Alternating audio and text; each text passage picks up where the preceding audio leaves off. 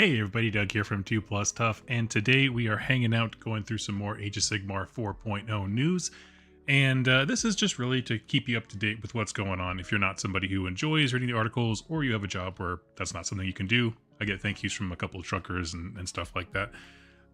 So what I'm going to be doing is talking about two articles in particular. I took last week off, and two important ones dropped. It was the fighting range article and then the spellcasting and prayers. Now, the fighting article, quite frankly, if you want good coverage of why that matters in the game system, go watch Warhammer Weekly, because Vince and Tyler broke down like the things that are still skill elements in the game regarding the movement phase and how combat works into that.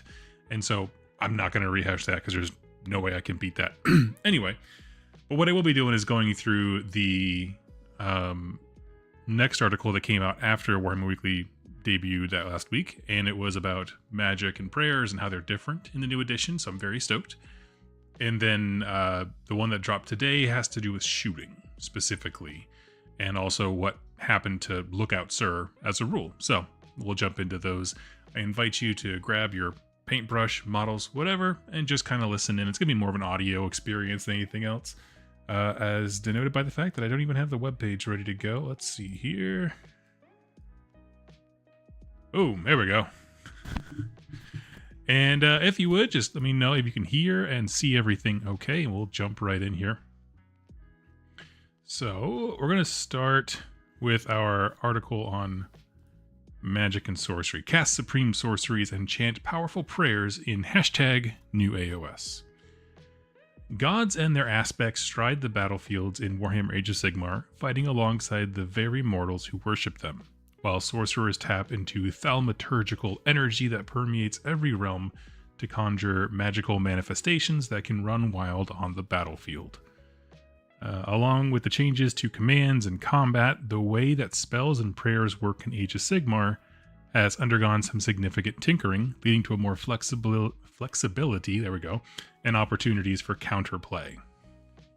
So, let's see. Casting and unbinding magic. From gibbering weird knob shamans caught in the violent grasp of the Wa to the luminous archmage Teclis, mortals and gods alike can call on the very stuff of the realms to cast powerful spells.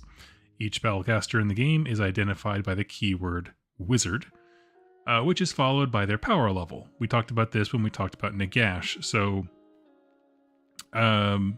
essentially, a power level is how many spells they can cast. So a number in brackets that determines the number of spells, unbind, and banish abilities they can use per phase. Interesting.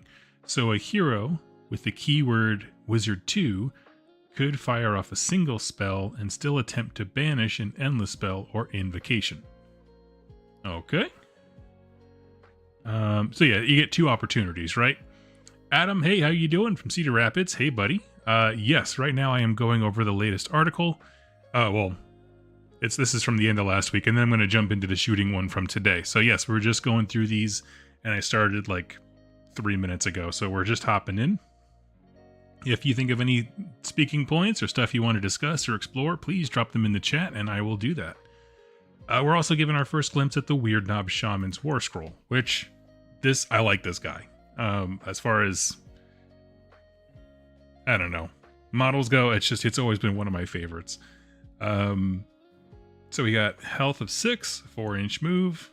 Interesting that the basic health on weaker heroes, I think it's going up in general, where instead of like 4 or 5, depending on the type of unit, for their wounds, what it used to be, I think health is going up because of things like the mortal wound potential of running away and that kind of stuff.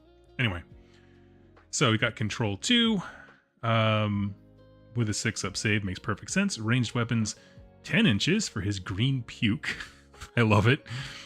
4 is attacks, 2 to hit, 4 to wound, no rend damage D3. Ability, shoot in combat. So this is our first one that we've seen since they mentioned it before as far as combat goes, where you can tie up shooting units. There are going to be ones that have rules that allow you to shoot into combat. Jordan's in the chat. I think Nagash had 7 or 9. I think it wasn't 9, and then when he hits a certain damage threshold, he drops like 3 or something like that.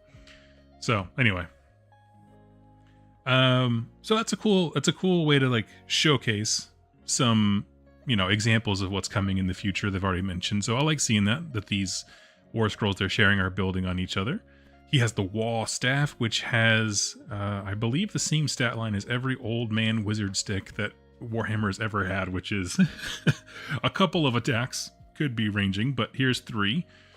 But hitting on a 4, wounding on a 3, 1 rend, and damage D3 is like the quintessential. The Necromancer has that same thing. The magic wielding orc, everybody. It's just the old man stick. So I love it. His passive ability, Brutal Power. Add 1 to this unit's power level while there are any friendly Ironjawz units that have 10 or more models wholly within 12 inches of it. Does he have something like that now in the current edition? I remember when their book first came out, that was the idea that like having more and more orcs around this guy was a good thing. And then I felt like that became less important. I might be wrong about that. Maybe people just weren't taking the weird knob, but I like this ability. I like the incentivized, army builds, and I'm sure he will be able to take infantry with him, who can get to those unit numbers. But yeah. Let's see. Moving on here. Spell lores have changed in the new edition and are selected as part of your army construction. The construction of your army. Pick a single spell lore, and every sorcerer in your army can attempt to cast any of the spells from that lore. This means you no longer need to keep track of which specific Weird Knob Shaman knows Mighty Edbutt. You can attempt to cast that spell with any of them. I'm going to pause there. That's a fantastic change. So you're picking a spell lore, and your entire army knows that. Now, how many spells are going to be in a spell lore, I do not know.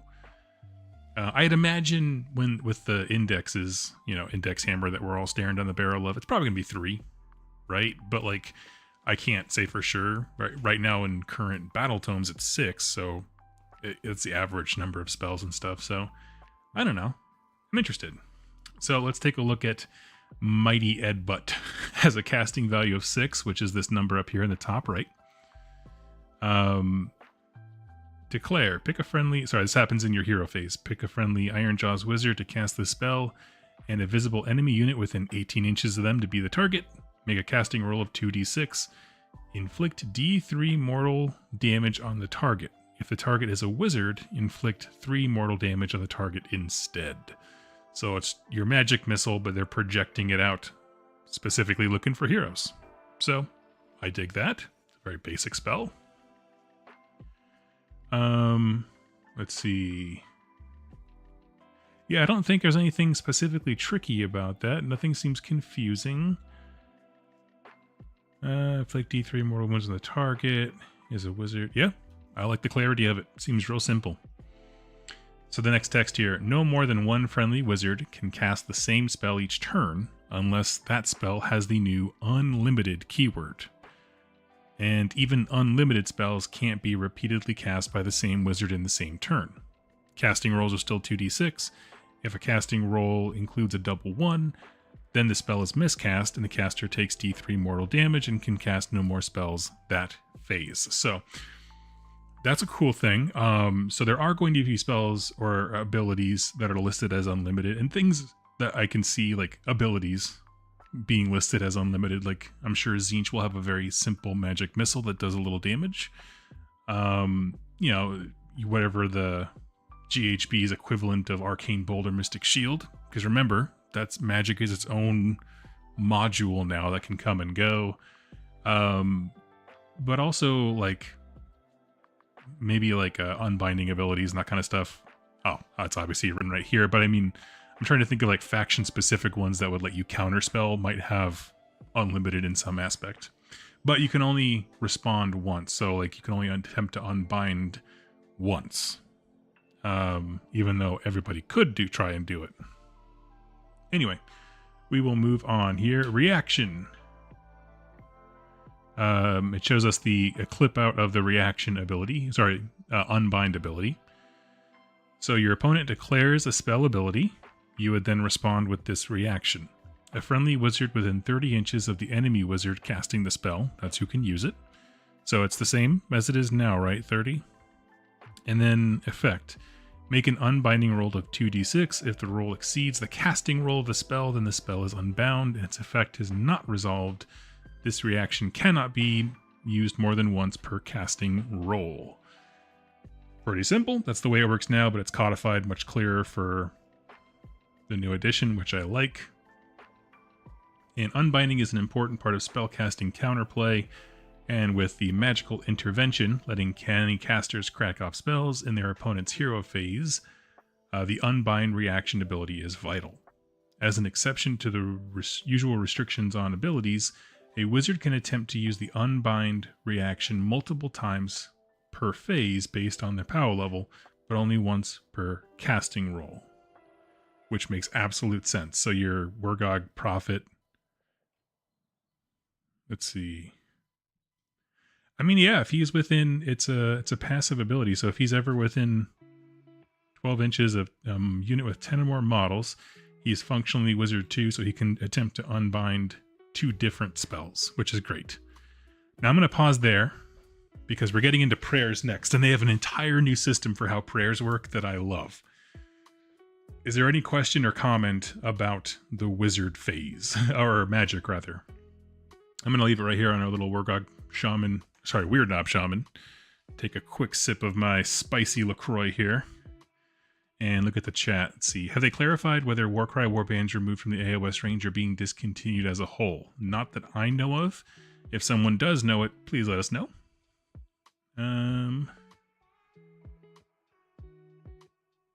Currently, when he has lots of guys around at his works, well, he can cast another spell. Okay, cool. Thank you so much. Tough fudge cookies. I like that.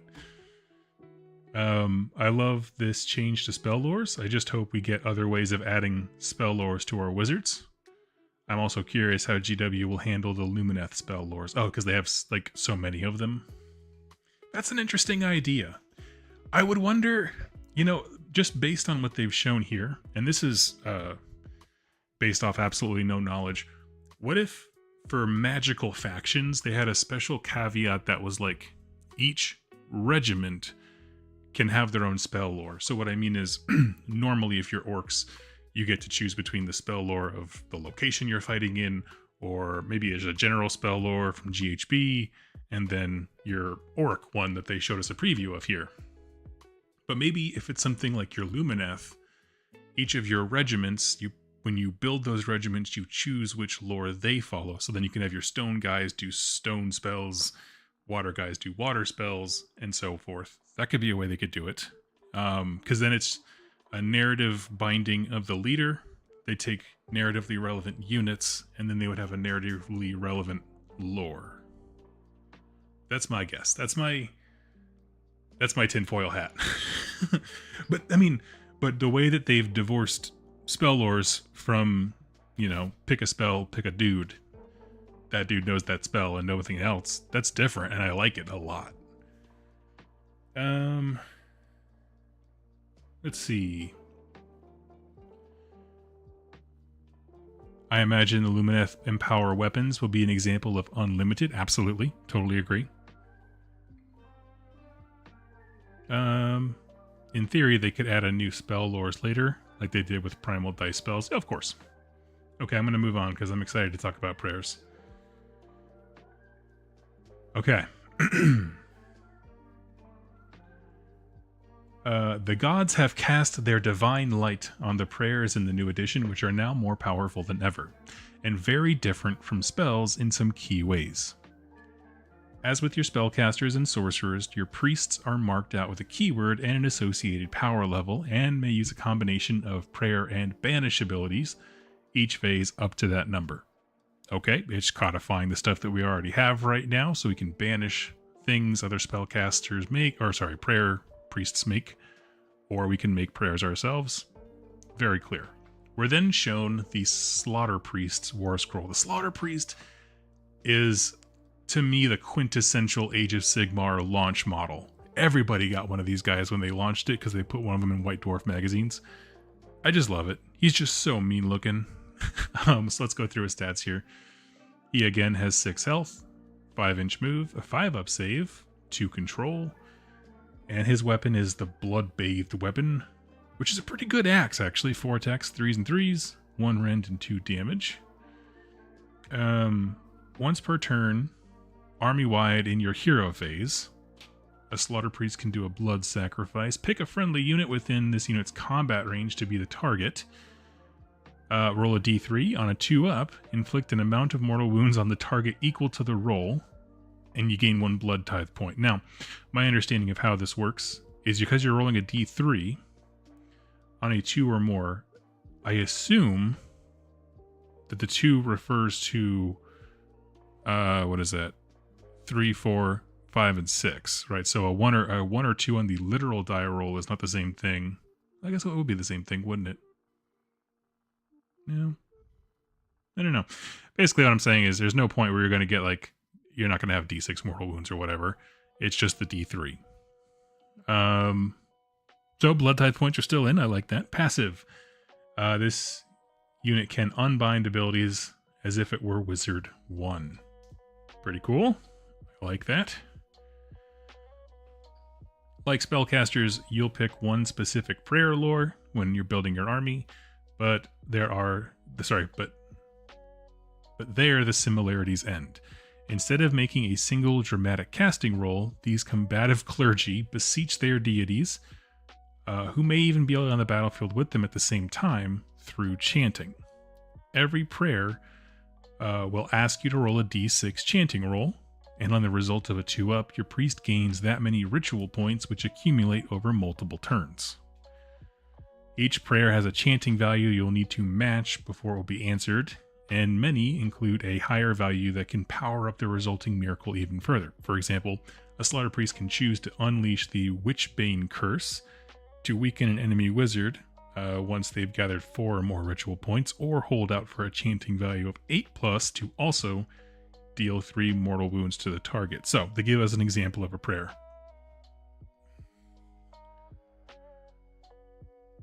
Let's see. Your hero phase. Blood Blessing of Khorne, Witchbane Curse. Pick a friendly Blades of Khorne priest to chant this prayer, and pick a visible, not friendly, enemy wizard within 18 inches of them to be the target, then make a chanting roll of d6. Effect. Subtract 1 from the target's power level to a minimum of 0 until the end of your next turn. In addition, if the chanting roll was an 8+, inflict 3 mortal damage on the target. Okay. Next little bit of text here. Building up your ritual comes with a risk, and the gods in Age of Sigmar can be extremely petty, so a chanting roll of a 1 will lose your priest d3 ritual points. Note that prayers can't be unbound, so astute commanders will have to target enemy prophets while they're still busy amassing ritual points for swift execution. So let's say turn 1. I'm the Khorne player, it's my hero phase. I go to this priest guy. I'm going to say, hey, I'm building up my Witchbane Curse. So I'm declaring it, and I roll a d6. Let's say I get a 3. Okay. I have 3 ritual points. Goes all the way to my opponent. The next game turn, when it's my hero phase again, let's say I roll a 4. Okay, so now my total is 7. At that point, I can choose to fire off the Witchbane Curse with my combined value of a 4-up, right, because 7's greater than 4, or I can wait till the next round, again, roll that 3rd die, and then I can go off on the 8. That is my understanding of how this works. If anyone disagrees, throw it in there. Let's talk about it. That being said, I like it. I mean, the effect is meh, but yeah. It says you can hold out for extra ritual points, but does that mean if you roll a 4-up and get 4 ritual points, you can choose to not use the prayer? That's my understanding. Is like you select him to be the target of the person, he's declaring he's going to do it, and then you make a chanting roll of d6. My understanding is that you're gathering ritual points, which you can then choose to spend when you want. That's my understanding of this. Anyway, what I will say is I like, first of all, the idea of spellcasting and prayers to be different. I find it interesting that you lose d3 ritual points instead of health. That's an interesting one to me. I wish they included the text in the article like they did was, like walking you through it. Yeah, it'd be kind of nice. So no more Lord Relicer teleporting Tempesters across the battle, across the board turn 1. That depends, because if it is, if the prayer chanting value is a 1 through 6, technically you could roll that on the first round. Like, turn 1, if you roll a 4 up, you can cast this ability. So, provided that spell is 7 or something like that. Absolutely, I would imagine so. What's interesting to me, though, is that they went, like, everybody... Okay, wait, let me pause. Let me reset my thought here. They solved the problem of keeping track of who has what spell in each spell lore with the way they're doing spell casting. Everybody can take spells from the same pool. You're just choosing which pool you pull your spells from. I dig that. But then when they changed ritual stuff, my assumption here is that nobody, like, if I have my Slaughter Priest starting the Witchbane Curse one, nobody else can do it until he completes it? That's not true. Nothing says you can't do that. At least here, right? So you could have multiple Witchbane curses, but my point, rather than how many are there, is that now we're keeping track of who was doing what ritual again. So I just kind of feel like maybe there's fewer priests and they didn't feel like it was burdening the game system as much. But I just thought it was funny that we went from, earlier in the article, like, we solved the problem of having to keep track of who has exactly what spell. And then we created a new problem of trying to figure out who has exactly which prayer, which is technically how it is now, but it's interesting because as you're accruing them, you would have to keep track. So, also, are ritual points tracked on an individual basis, or are they cumulative across all your priests? This is a great question. It would be kind of cool, right? Picture this. Let me take you on a journey. What if the Daughters of Cain wanted to do a really crazy big ritual, and so they could all do the ritual things but put it all in the same pot, right? So maybe that one costs like 24, right? But if you have a whole bunch of hag queens all cutting themselves and trying to make this stuff happen, like that's not an unreasonable thing. And it kind of feeds into the greater ritual. That's kind of more how the Deepkin work now, I think, if I'm not mistaken. I don't know. It could go either way. I feel like, honestly, it could also be faction by faction. Like, if religious factions like the Fire Slayers, Daughters of Cain, of course, that kind of stuff, if they had mechanics that were separate, like they let themselves pour ritual points into a pool, it definitely sets them apart while still maintaining the functionality of everybody else. So, I don't know. I do not know. I assume it's a one-to-one basis based on this, but we'll find out. Last up here is the manifestation lore. To put it really briefly, this is their new term for anything you summon. So whether it's an endless monster prayer, like the Daughters of Cain have, or it's an endless spell, if you make a thing that's magical, it's a manifestation. So, here's the text. Endless spells and invocations are still in the mix, but instead of spending points to add endless spells when constructing your army, you pick a manifestation lore, just like you would a magic lore. This grants access to a selection of endless spells and invocations that you'll be able to summon in battle. Some factions will have their own manifestations, while the current endless spells from Malign Sorcery and Forbidden Power are divided into thematic lores. You'll find Infamous and Ghastly Purple Sun in the Morbid Conjuration Manifestation lore. That's awesome. Alongside the Suffocating Gravetide and Malevolent Maelstrom and Soul Snare Shackle. So they basically took all of the endless spells that existed that belong to various factions, that those are your manifestation lores. And then for the general ones that everyone had access to, it sounds like they just grouped them into similar piles, and now you pick that lore pile and everybody can cast those spells. I dig that, actually, quite a bit. I got a donation here from DW. Thank you so much. Finally caught a live stream. Late to the party, but looking forward to catching up later. Thank you so much, buddy. Incredibly humbled by your gift here. Yes, go ahead and get caught up. We're going to go from this article, and then I'm going to talk about the shooting article that features new Skaven stuff immediately afterwards. So, you got a lot to listen to later.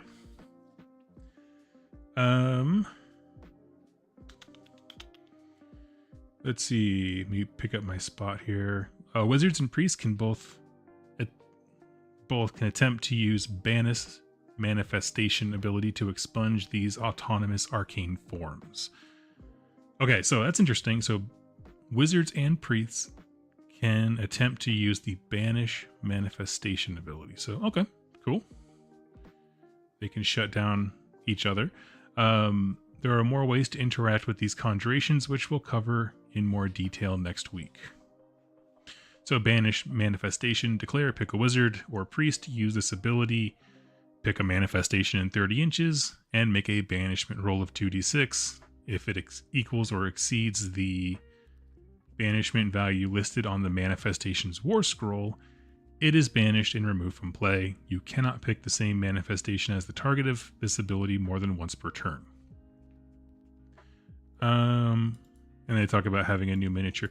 So my thing about this is, as much as I am very intrigued by how they talked about manifestations, and I'm glad they brought them up, I feel like it would have been a very effective thing to just kind of ignore them for right now and be like, hey, we're just going to talk about basic spells and prayers. We'll talk about endless stuff real soon and give it a dedicated article, because without the context of what these things look like, how they move, it's hard to understand their impact on the game, right? So I'm intrigued. I'm very happy about the manifestation stuff. It all seems cool. I wish I had some example for context, if that makes sense. So, I don't know. Interesting stuff. Elect Man. Oh, wait, hold on a second. I missed someone here. CH. Interesting that this overhaul is coming on the back of Crethusa as well, who is likely the most ritual-focused character amongst the... Yeah, kind of. Exactly. Yeah, Daughters of Cain. Absolutely. Elect Man. Also, how does declaring rituals work? If you declare a Witchbane Curse and you don't meet the chant value, or you choose to delay it, can that priest only do that ritual until it goes off successfully? I would imagine your options are you have to double down and like keep... This is based off nothing. My assumption with how they're kind of describing stuff is he would be stuck doing the Witchbane Curse until it goes off, or I bet you could erase whatever ritual he's currently doing and start another one. That's my assumption. I'm really curious if you can have multiples of the same ritual going, like, let's say, for example, my turn starts as a Khorne player. Okay. One guy's praying to do the Witchbane Curse from last round. And he decides he's going to do something else. So he... how do I want to explain this? I have one guy who's already actively doing the Witchbane Curse, and I want another guy to do it. Do I have to activate person A, have them stop doing the Witchbane Curse, to then be able to activate person B to have them start doing the Witchbane Curse? Because that way, at no point, there would never be anybody doing the same one twice. That could be interesting. I don't know. Yeah, we just need a little bit more context on that one, because that one specifically matters when it comes to summoning things, right? Is the summoned thing bound to the person who summoned it in some way? Does that mean they're always casting and chanting it? Can you have a endless spell creature, let's say this giant blood snake right here. Let's say one person casts this ritual and this giant blood snake comes onto the field. Well, he's no longer casting that ritual. Could I then have a different witch hag start casting the blood snake ritual, but just keep holding on to the die so that it's primed, locked, and ready the second the one that's already on the table dies? Because no one's casting it actively for the one that's on the table. It's just there on the table. But there's the potential to have one loaded in the chamber, and so that could be really cool. I don't know. Like, I don't know the answers to those questions, but it's cool. God, because I'm just like thinking of I don't know. Fire Slayers are a great example because some of their endless spells are just awesome. But imagine if you could have the magma artillery shell from them popping up all over the battlefield to fire exactly where you need it because you keep blocking the next one in the chamber, so to speak. I don't know. Maybe I missed something if I misspoke. Or if you think that that sounds like a super fun idea, I'm actually kind of here for it because it would just ensure that you put these models on the table more. And I got no problem with that. Like I said, I'm going to put the manifestation lore with a giant asterisk of like, we just need more context. Anyway. Next part here. Sorry. So we're done with that article. I love what they did with prayers. And I like the clarification in spell casting. That's all. It all seems to work with our system. Yeah. So, I'm going to pause there in our discussion. Feel free to go ahead and chime in with any thoughts, and I'll pull up our next article. We're going to dump right into it. Also, I'm not the biggest fan of how manifestations are taken over your regular spell lore / prayer scripture. I don't want to be locked into basic spells if one of them... Well, I don't know, because I don't know if, like, each of those things is its own lore. So, like, for example, Flesh Eater Quartz, might as well just take a little visual break from the screen here. Flesh Eater Quartz have endless spells, manifestations, prayers, and spells.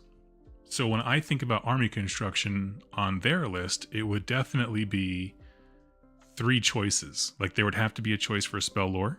You would pick either the GHB spell lore or their own, for example. But there would also have to be a space to do prayers, because the two are not the same. Okay. And manifestations, I imagine, instead of just being another spell lore, they are neither spells nor prayers. They are their own thing. So I imagine you would have to make 3 choices when you make your army roster, right? That's how I read that. So, like, if you're Lumineth,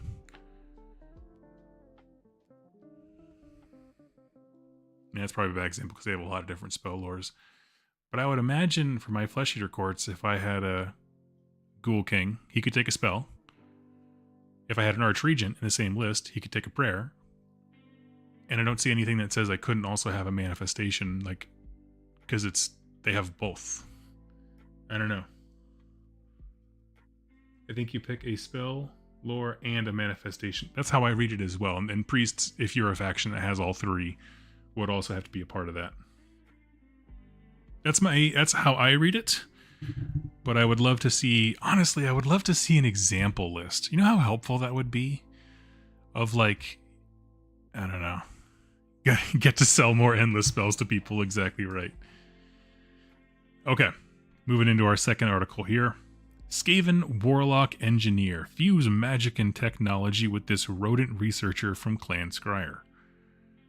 They have a little fun preview video here just showing off the miniature. Definitely go check it out.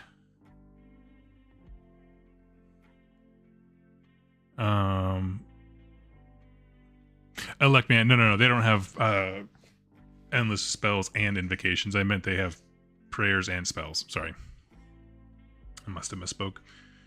The new Warlock Engineer is a sniper of surpassing skill who uses warp stone infused bullets to take down enemy characters from afar. The best place for any Skaven to be. Okay, we got a sweet model here. This guy looks just absolutely terrific. I'm going to come back to him in a bit, but gold, no notes. The Warplock musket is deadly indeed with 2 shots at D3 damage and 2 rend, and the ability to auto wound on a critical hit. An eager engineer can further amplify his power by using the reaction ability, more warp energy, granting the musket a flat 3 damage for the turn, provided you shot without moving. This being a Skaven device, of course, there's always a chance it might blow up in your face. What's more, the Warplock Engineer is a spiteful sniper master, spotting enemy leaders with well-honed expertise, and the far peeker tube, oh, that's what they call a scope, the far peeker tube, I like that, of its Warplock optics patent pending, before pointing them out for any warlock Jezzails within a staggering 13-inch range. Oh, that's so fun. But yes, that insane telescope when I first saw the model, I thought he was like leaning on a staff and he had a scope, but that's like a whole like warlock rifle. That's just, I wish they had turned it just like a quarter of a turn, you know, somewhere between this position and the eyepiece of his scope looking directly at us. Somewhere in the middle there, I think you would have seen the silhouette of the gun a lot better, but I love it. So,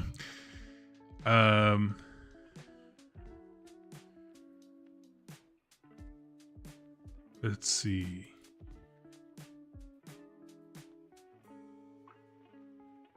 What's more, the warlock? Yeah, okay. So we have our war scroll entry here.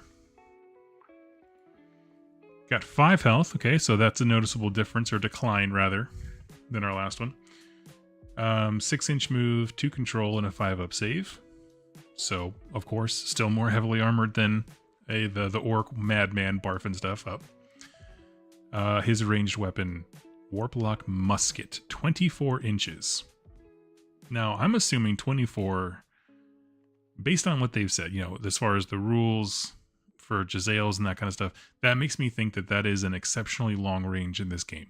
Like a sniper rifle should define long range. Can we agree? Barring artillery, of course. Like, I think there are occasions to have things that are longer, but as far as like what an infantryman can hold, I could maybe see, what are they? Vanguard Raptors, like with the long strikes. That's what they are. I could maybe see them having like a 30-inch range because they're bigger. But I think 24 would be a very reasonable high end. Anyway, that's all. Just musing about ranges. 2 attacks, 3s to hit, 3s to wound, 2 rend and D3 damage with the special rule crit auto wound, meaning any 6s you roll for your hit roll just go straight through, which is nice. For melee weapons, don't put them in melee. That's it. 3 attacks, 4s and 4s, no rend, 2 damage. It is nothing. So his reaction. Remember, reaction, that word, it just means that like you can interrupt normal flow of words. So it's a reaction you do to yourself. You declare you're going to shoot, and then you can intercede with the flow of combat to say, and I'm going to use more warp energy. Roll a dice on a 2 or more. Set the damage characteristic of this unit's warlock musket to 3 for the rest of the turn. I like that. It shuts off even if you get double turned or whatever. On a 1, inflict D3 mortal wounds on this unit. What Skaven player is not going to do this?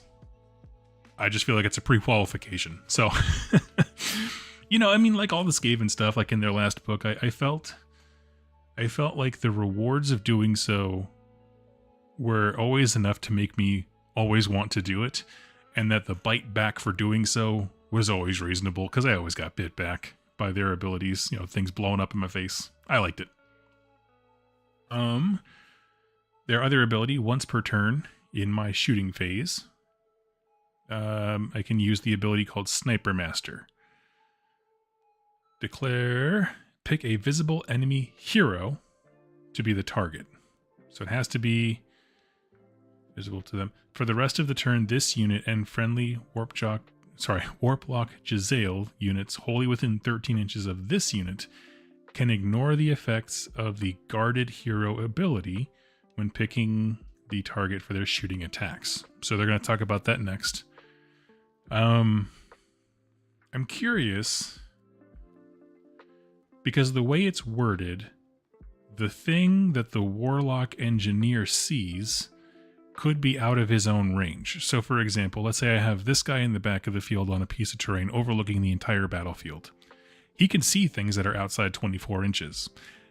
If the warlock Jezzails are 13 inches forward from his position, so about a quarter up the board, they can now shoot at things that presumably they're going to have the same weapon are 24 inches from that point, which would give you an effective range of him buffing a unit to shoot something clear across the board. Remember, because the target doesn't have to be in his shooting range, which is cool.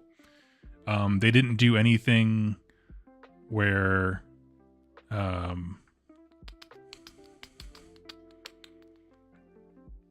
nothing besides just picking him. I should also note I skipped this by accident, but the reaction for more and more warp energy is only open to you if you did not use a move ability. And abilities like move, I imagine, will include stuff like burrowing up from warp tunnels and that kind of stuff.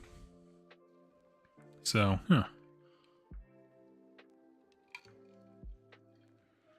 Oh, Elect Man, even if the guy has 1 health, I'm still doing it. I don't care. He's got a job to do. Okay, so we're going to move on from their immediate war scroll here. Ignoring the guarded hero ability is obviously fantastic, but what is a guarded hero exactly? These are leaders and characters who are protected by the press of friendly bodies around them, much like the old Lookout Sir rule, making them harder to snipe with a cheeky arrow or glowing musket round. Monsters and war machines are a bit too conspicuous to benefit from this kind of protection, but smaller heroes can find safety in obscurity, and infantry heroes can be downright impossible to target from far away at least until a warlock engineer gets involved. So, these are rules that generally keep heroes safe. So guarded heroes. All heroes that are not monsters and war machines have the guarded hero passive ability. Effect. If this hero is within the combat range, so 3 inches, of a friendly unit that is not a hero, subtract 1 from hit rolls for shooting attacks that target this hero. If this hero is infantry, they cannot be picked as the target of a shooting attack made by units more than 12 inches from them. That is big. So first of all, the old rule of having to have a unit of 3 or more guys is gone completely. That's interesting. So, I mean, it doesn't like change a ton. Like most of the units, whatever, there's very few units of 2, but your Dracoline Cav can now act as the bulwark to defend a hero. That's nice. If this hero is infantry, they cannot be picked as the target of a shooting attack, so immunity to shooting, barring abilities like our sniper friend has. The Warlock Engineer is just one of a number of Skaven characters returning to the game with a fresh look at some unpleasant innovations, and then they kind of end the article. So, yes, to Tough Fudge Cookie's point, mounted heroes no longer get Lookout Sir. So, as long as he's not a monster or a war machine.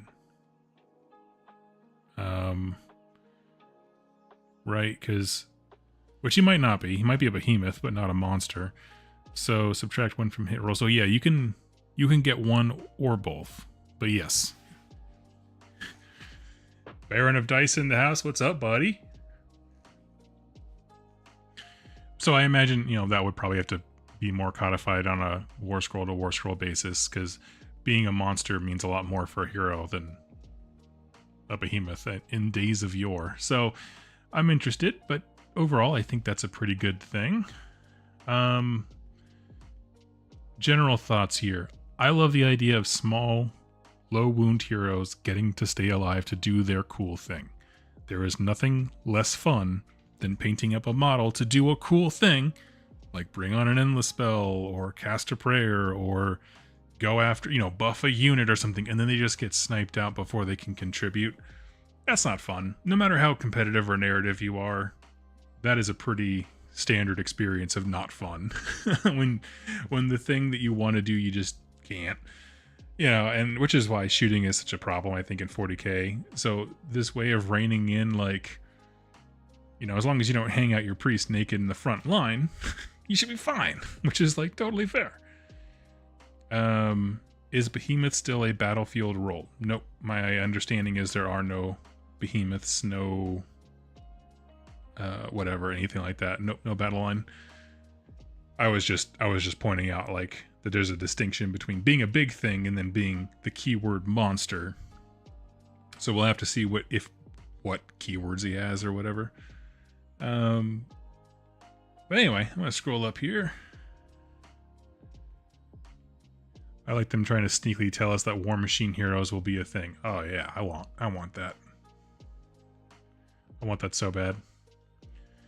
The model looks absolutely fantastic. I'd love to know people's thoughts. The fact that Lookout Sir has a new iteration is quite nice to me. I certainly like the idea of small heroes having a resurgence. And look at that, my neighbor's here revving his engine, trying to sound like a big man on his motorcycle.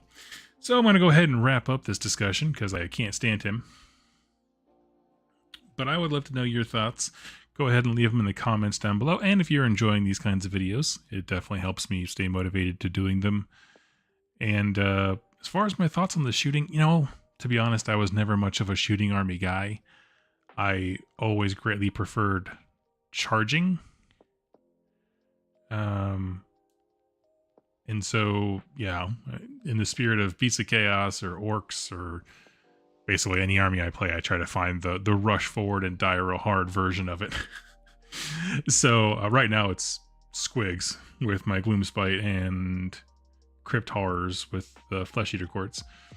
All that to say, while shooting is not my main thing, I am liking what I'm seeing for it, and the kind of shooting that my armies would have access to are things that I generally think can shoot in melee, like barfing Troggoths or, you know, the breath of a Terrorgeist and that kind of stuff. So I'm interested to see how this affects my armies.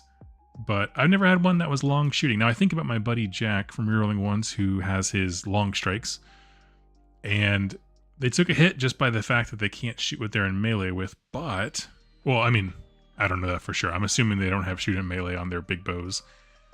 But the general idea of shooting units being tied up in melee range is a thing to look out for. So I'd imagine range and rend would be the difference and maker between these units and those. So I'm curious to see how that all works out. I'd love to know your thoughts. And yeah, I'll catch you all very, very soon in my next coverage video. Thank you so much for watching.